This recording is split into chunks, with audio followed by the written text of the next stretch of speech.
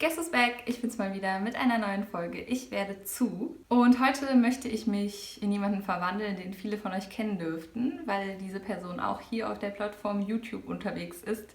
Ja, es geht um Bibis Beauty Palace oder Bianca Heinecke, wie sie normal heißt.